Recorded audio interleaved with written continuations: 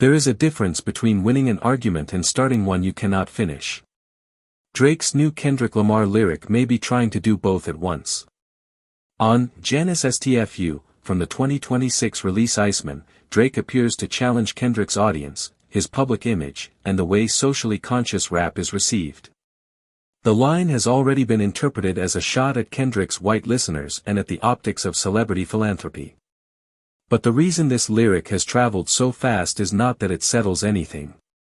It is because it opens a door onto the oldest unresolved tension in hip-hop: who gets to participate in black art, what does participation require, and who gets to define authenticity when everyone is listening.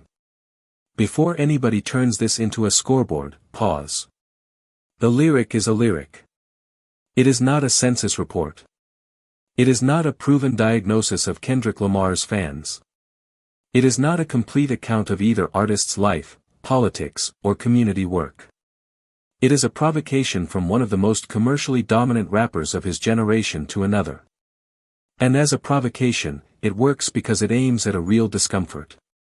Conscious rap can attract audiences that enjoy the feeling of awareness as much as the music itself. Public charity can be filmed, promoted, and debated. Celebrity politics can become branding. Those are legitimate subjects.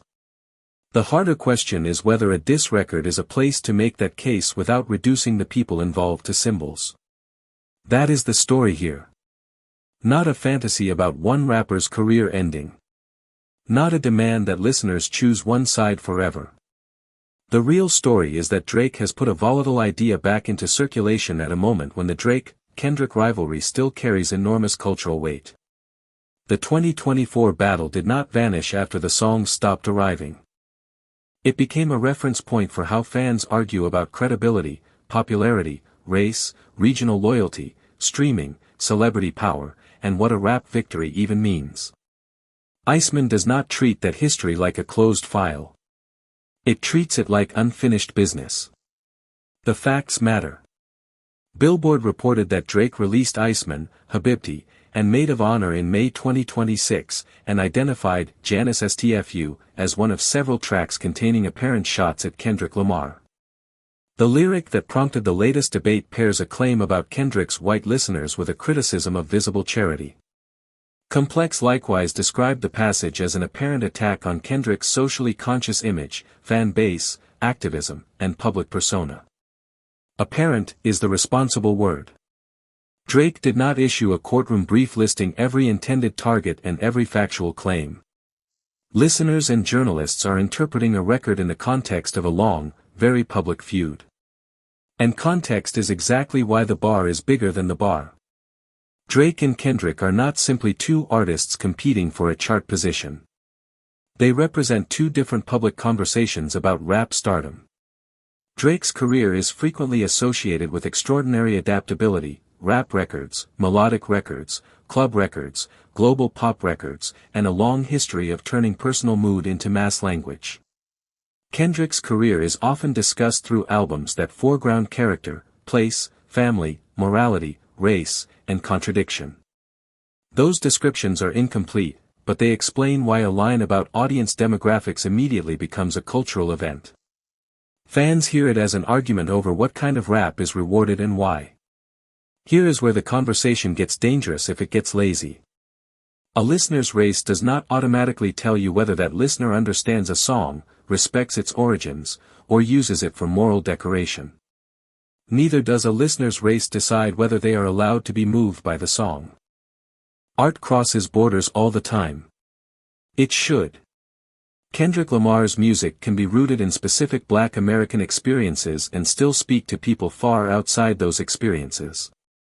That does not erase the roots. It does not make the listener an expert. It simply means art is capable of reaching beyond the room where it began. The responsibility begins after the listening.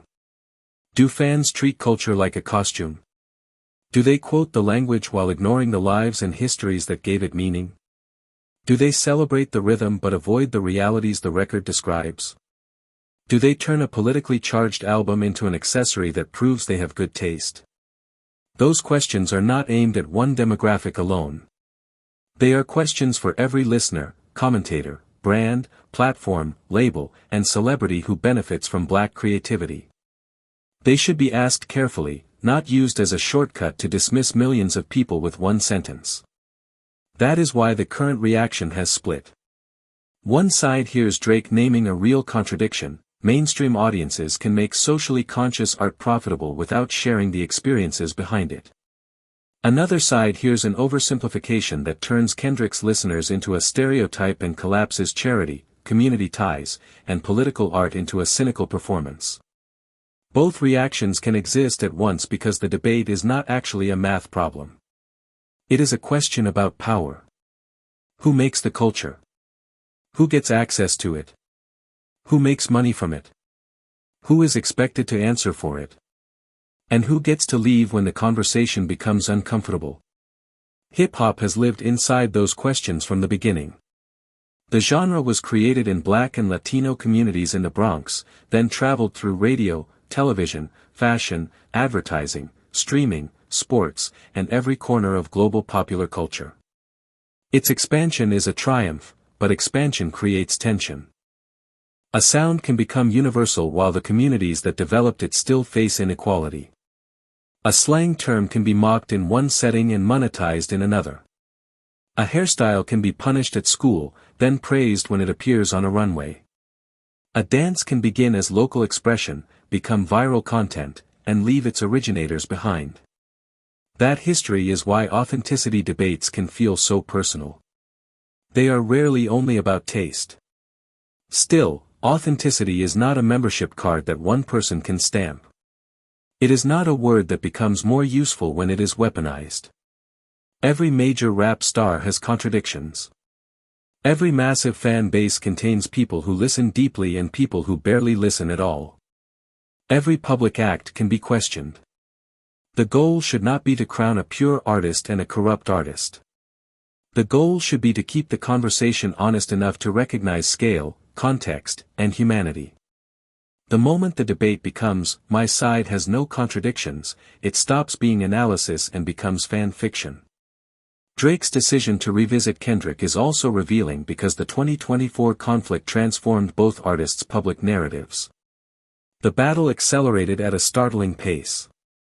Kendrick's "Like That" verse was followed by Drake's "Push-Ups," "Family Matters," and other responses, while Kendrick released "Euphoria," "616 in LA," "Meet the Grahams," and "Not Like Us." The songs contain serious and disputed allegations, so responsible discussion should never repeat them as established fact. But the cultural effect was indisputable. Rap fans began treating every release, appearance, chart result, and silence as evidence in a continuing trial. That continuing trial is one reason a line from Iceman can create such a large reaction. It arrives after Kendrick's "Not Like Us" became an unavoidable cultural phenomenon, after the song won major Grammy recognition, and after Kendrick performed it during his 2025 Super Bowl halftime set. Drake has never been required to accept the public meaning assigned to those moments. No artist is. But a diss aimed at Kendrick now enters a world where the audience already has a set of images, lyrics, headlines, and loyalties ready to interpret it. The song is new. The argument is not. Now consider the phrase at the center of this. Drake's lyric does not merely say Kendrick has white fans. That would be too ordinary to cause this kind of response. The lyric suggests motive, guilt. Motive is where the argument becomes combustible. Nobody can look at a massive, diverse audience and reliably assign one emotional reason to every listener. Some listeners may indeed be attracted to the moral status of being seen around politically aware art. Others may come for production, writing, storytelling, technical rapping, personal resonance, or a simple desire to hear something different. Most people are probably some mixture of reasons they could not fully explain in one comment. This is where online debate usually fails. Social platforms reward the sharpest sentence, not the most accurate one. A sentence that says, "all these fans are guilty tourists," is faster than a sentence that says, "audiences are complicated and their relationship to culture varies widely." The second sentence is better. The first sentence is more combustible. Hip-hop is built for memorable lines, but commentary should be built for distinctions. You can recognize why a lyric lands without pretending it has proved its case. And there is a second layer. Drake's verse also calls out imagery around giving back. That is a familiar celebrity criticism.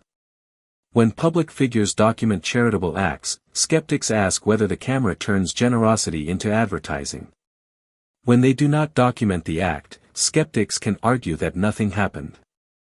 The standard is difficult because celebrity makes privacy nearly impossible and visibility commercially valuable.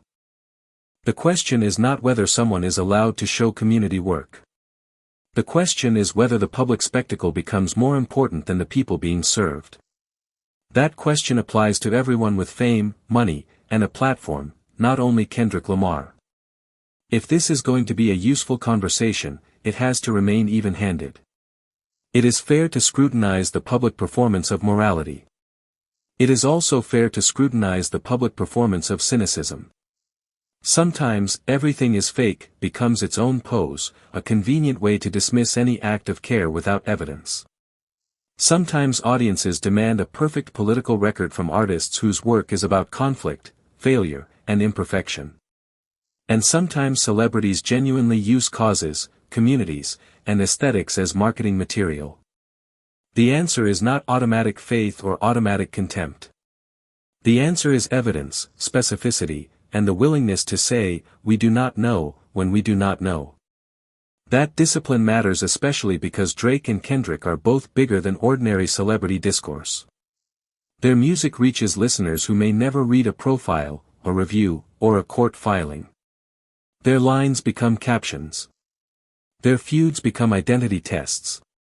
The danger is that complex issues, race, appropriation, philanthropy, loyalty, and industry power, get flattened into a reaction meme before anyone has time to think. The opportunity is that a huge rap moment can lead people back to the history that makes the issue matter in the first place. Take the idea of conscious rap. It is useful shorthand, but it can also be a trap. It suggests that one category of hip-hop thinks and another does not. That is false. Street rap can carry political information. Dance records can carry regional history.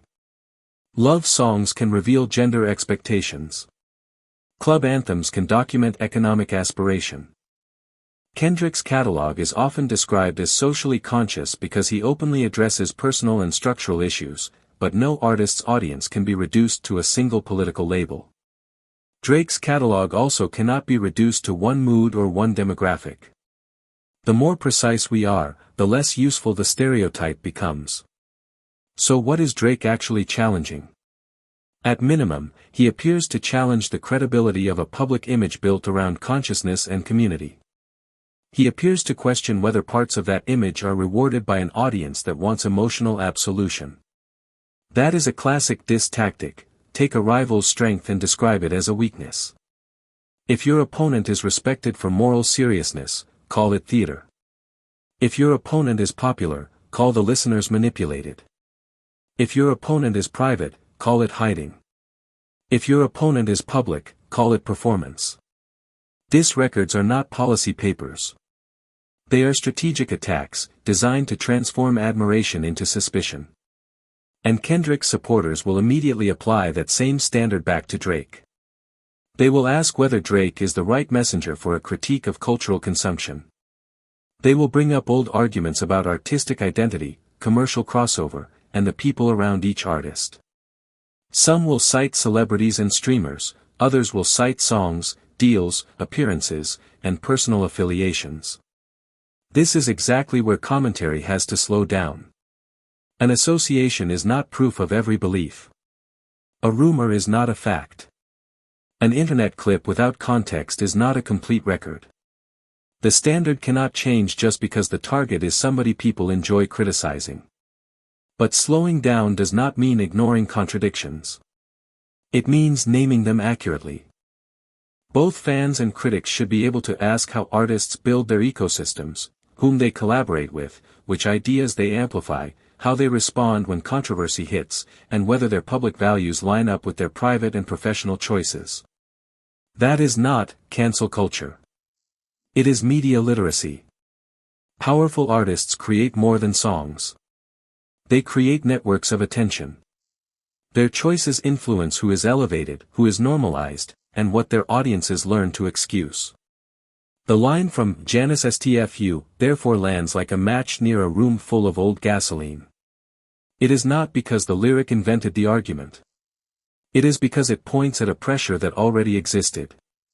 Long before Drake and Kendrick, hip-hop argued about commercialization. Long before streaming, it argued about outsiders. Long before social media, it argued about who was benefiting from the music and who was paying the cost. The names change. The platforms change. The argument keeps returning because the industry keeps expanding faster than its ethical vocabulary. There is another reason the moment feels so charged. People are tired of being told that music is just music only when the topic becomes uncomfortable. A rap lyric can be entertainment. It can also be a cultural statement.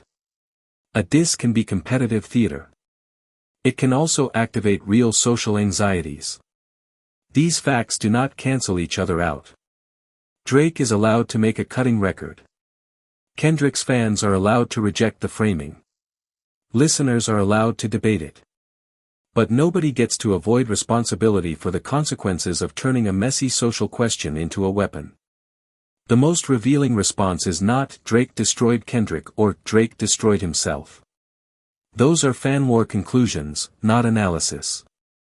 The more revealing response is to ask, what did this lyric make visible? It made visible how quickly audience demographics are turned into evidence of artistic fraud.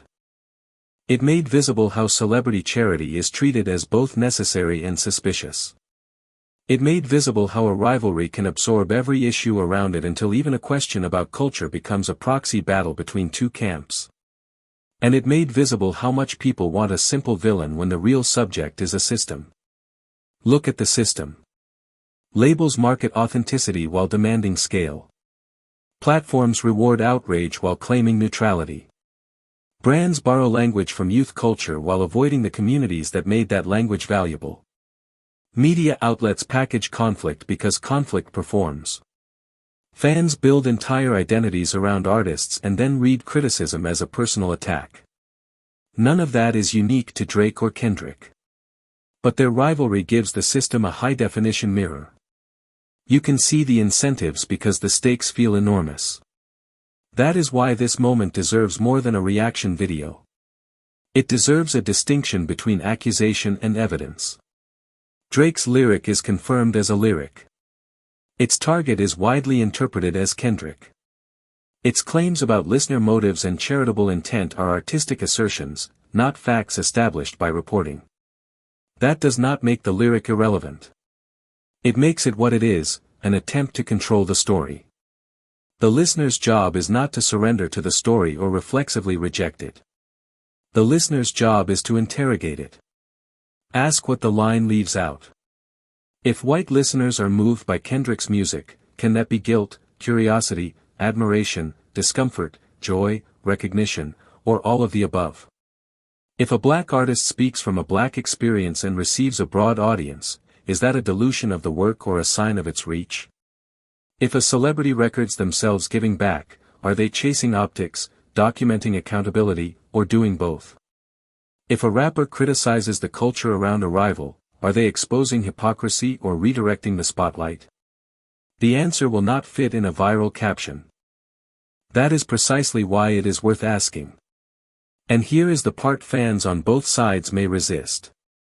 A listener can love Drake's music and still find this particular argument too broad. A listener can love Kendrick's work and still acknowledge that conscious art can be consumed superficially. You do not betray an artist by applying standards to them. You do not become an enemy of the culture by refusing to turn every disagreement into a referendum on somebody's humanity. The strongest fandom is not the loudest defense team. It is the audience that can hear a line, understand its power, and still ask whether it is true. This matters because hip-hop's global reach is one of its greatest achievements.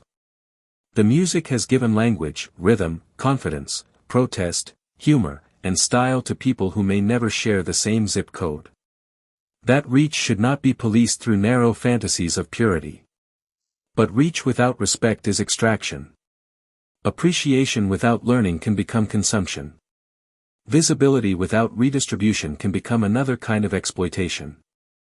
Those are not easy truths, and they do not become easier because Drake put them in a diss. The irony is that diss records often do their best work when they force a rival to answer questions the rival would rather avoid.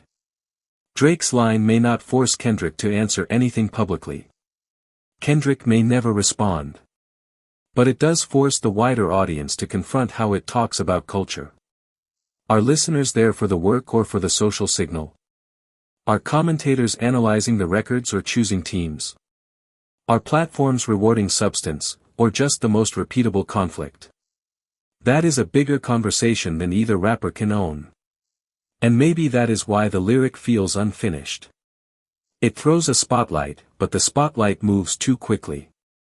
It gestures at real topics, racial guilt, public generosity, status, and audience behavior, then tries to turn them into a neat verdict on one opponent. The culture is not neat. The history is not neat. The people in the audience are not neat. The more complicated truth is that black art has always faced the challenge of being celebrated globally while the conditions of black life remain contested locally. No punchline can resolve that. There is no need to pretend this is not also entertainment. The spectacle is part of the appeal. People will quote the line, make edits, argue in comment sections, pull up old songs, and frame every new move as another chapter. That is what happens when two artists this prominent are connected by a rivalry that has already altered the musical calendar. But entertainment should not be an excuse for carelessness. Especially when the topic is race and culture, the responsible move is to separate what is documented from what is inferred and what is merely being claimed for impact. So here is the clean conclusion. Drake has reignited a conversation about Kendrick Lamar's public image and audience with an intentionally provocative lyric on Iceman. Reporting from Billboard and Complex supports that the verse is widely understood as an apparent Kendrick diss. The lyric's broader claims are open to debate, they are not proven by the fact that they were recorded. The real value of the moment is not in declaring a winner. It is in asking better questions about consumption, authenticity, and accountability in hip-hop. If you think Drake named a real blind spot, say exactly what the blind spot is and explain why. If you think the line is a strategic distraction, say what it distracts from and support it with more than a meme. If you think both can be partly true, do not let the comments punish you into pretending nuance is weakness. The culture does not need another empty scoreboard. It needs listeners who can tell the difference between a devastating line and a complete argument. Because that is the challenge Drake's lyric leaves behind. Not, who won. Not, who has the louder fans.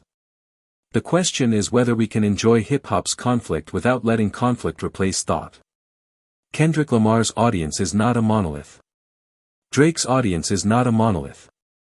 Neither artist's public image is the whole person. But the debate over who listens, why they listen, and what they owe the culture is real.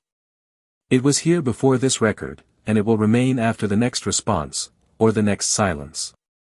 Drop your take with one rule, argue the point, not the fan base.